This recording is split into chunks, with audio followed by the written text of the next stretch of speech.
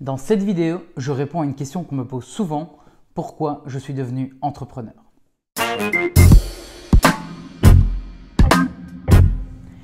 Bonjour à tous, c'est Lucas et bienvenue dans cette nouvelle vidéo de mon YouTube Challenge 30 vidéos en 30 jours. Et aujourd'hui, je vais répondre à une question qu'on me pose souvent. Pourquoi Lucas, es-tu devenu un entrepreneur? Alors, dans cette vidéo, je vais vous expliquer un peu tout le parcours que j'ai eu et ce qui fait que j'ai décidé de devenir entrepreneur. Et la première chose à directement comprendre, c'est que ce déclic, il ne se fait pas comme ça un jour. Il ne se fait pas comme ça du jour au lendemain, il n'y a pas une nuit comme ça où j'ai une illumination qui vient.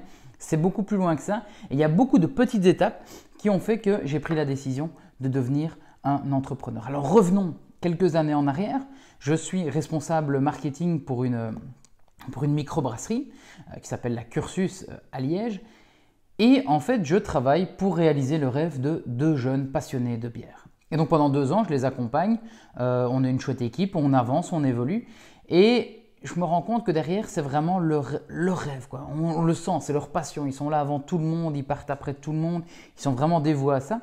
Et déjà là, je me dis, waouh, ça c'est quand même un truc qui a l'air super. C'est que j'ai 2 choix ici. C'est soit je travaille à aider à réaliser le rêve de quelqu'un, soit alors je peux réaliser le mien.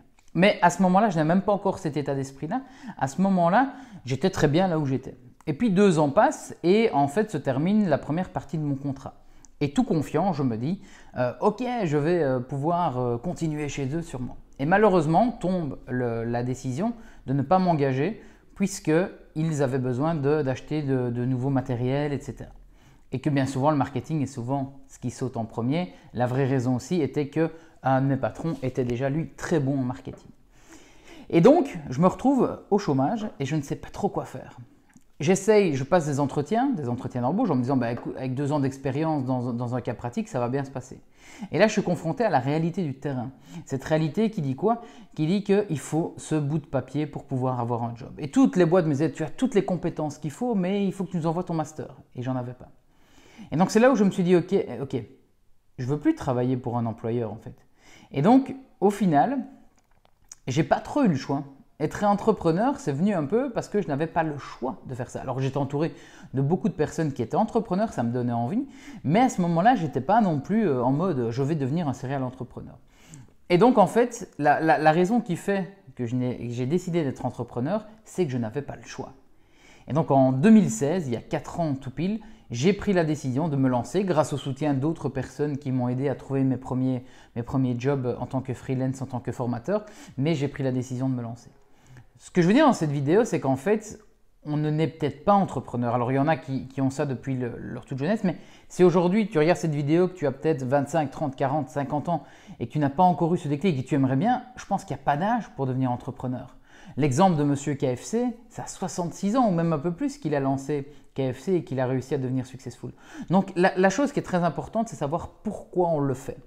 Et donc au début, je l'ai fait parce que je n'avais pas d'autre choix et parce que je ne voulais pas faire un job alimentaire. Je ne voulais pas trouver n'importe quoi puisque je voulais vraiment m'épanouir dans ce que j'allais faire. Et j'avais déjà ce côté un peu esprit positif. Je me rappelle, ça a été d'ailleurs des disputes avec les membres de ma famille parce qu'ils me poussaient à aller chercher du job. Et j'ai dit non, laissez-moi quelques temps, quelques mois de chômage, je vais réfléchir. Et en fait, 8 mois plus tard, je me lançais dans l'activité. Alors, se lancer comme indépendant, comment faire quand on ne sait pas, quand on n'a pas trop d'idées?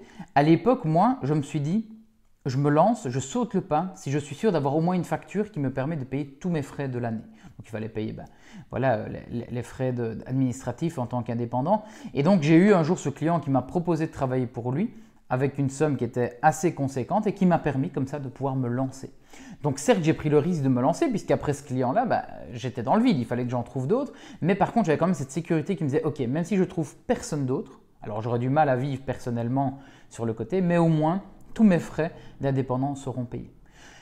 Donc, en fait, l'entrepreneuriat, c'est des risques, mais des risques calculés. C'est-à-dire qu'effectivement, on ne sait pas de quoi demain sera fait. Alors ça, on met en place des stratégies pour justement pouvoir avancer de manière de plus en plus sereine. Mais c'est vrai que ce sont tout le temps des risques calculés. Il y avait une image une fois où on disait qu'un entrepreneur, c'est quelqu'un qui saute en parachute et qui construit le parachute pendant la chute. Voilà, c'est un peu une image qu'on pourrait avoir.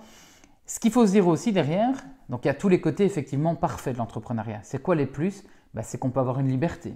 c'est qu'on peut être son propre patron.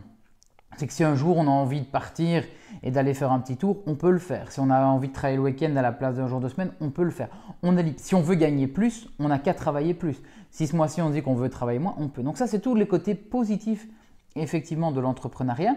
C'est aussi la créativité, c'est qu'on peut créer ce qu'on veut, c'est qu'on n'est pas enfermé. Ça, c'est vraiment le point le plus fort de l'entrepreneuriat, c'est qu'on est libre. Par contre, à côté, il y a aussi les risques. Il y a les risques et il y a les coups un peu plus durs. J'en parlais déjà dans une autre vidéo, mais je vais les répéter. C'est tout ce fait où on va devoir travailler beaucoup dans un premier temps, où les amis ne vont pas spécialement comprendre, la famille pareil, ne vont pas comprendre ce qu'on fait, pourquoi est-ce qu'on passe du temps à travailler plutôt que d'aller boire un verre avec eux, pourquoi est-ce qu'on sort moins, etc. Et en fait, c'est très compliqué. C'est très compliqué. Je veux dire, moi j'étais une personne au début qui sortait beaucoup, qui faisait souvent la fête. Et c'est vrai que quand on s'est lancé en entrepreneuriat, les vendredis, j'ai plus spécialement envie de sortir. Alors j'adore toujours rencontrer des gens, il n'y a pas de souci, mais mes événements networking de la semaine me suffisent à ce moment-là. Et donc les vendredis, les samedis, j'ai peut-être plutôt envie de me reposer plutôt que de retravailler, ou j'ai envie de réfléchir chez moi sur mon business. Donc c'est vrai qu'il y a aussi des côtés négatifs derrière le lancement dans l'entrepreneuriat, c'est les relations avec les autres qui ne comprennent pas toujours vos choix. Un autre point qui est un risque aussi pour les indépendants, c'est qu'à la fin du mois ne tombe pas directement le salaire. Ça veut dire qu'il faut constamment travailler, toujours s'améliorer pour pouvoir avoir un client à la fin du mois qui va nous payer, qui va pouvoir nous faire vivre. Et donc ça, c'est vraiment dans les stratégies que j'applique avec mes clients, c'est vraiment réfléchir à comment pouvoir garder le plus longtemps possible ce client, qu'est-ce qu'on peut lui proposer pour avoir un peu une sécurité sur plusieurs mois. Donc ça, c'est vraiment le côté plus compliqué de l'entrepreneuriat. Moi, je vois vraiment ça comme problème. C'est qu'en fait, il y a juste ce côté, où on ne sait pas trop de quoi demain sera fait. Mais en soi, c'est génial l'entrepreneuriat. Alors, comme je disais toujours, ce n'est peut-être pas fait pour tout le monde. Tout le monde peut le devenir, un entrepreneur, ça, il n'y a pas de souci, mais ce n'est peut-être pas fait pour tout le monde. Mais derrière, il faut savoir mesurer les conséquences. C'est qu'il y a des choix qui vont être faits, c'est qu'il y a des sacrifices qui vont devoir être faits.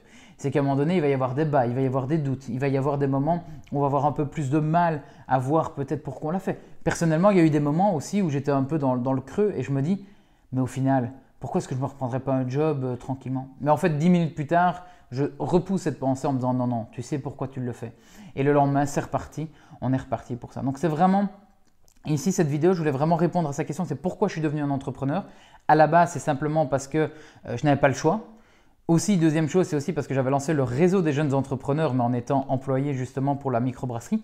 Je me sentais un peu imposteur puisque je lançais un réseau de jeunes entrepreneurs en n'étant pas vraiment moi même un. Alors qu'en fait, si on réfléchit derrière, j'avais déjà lancé des business, etc.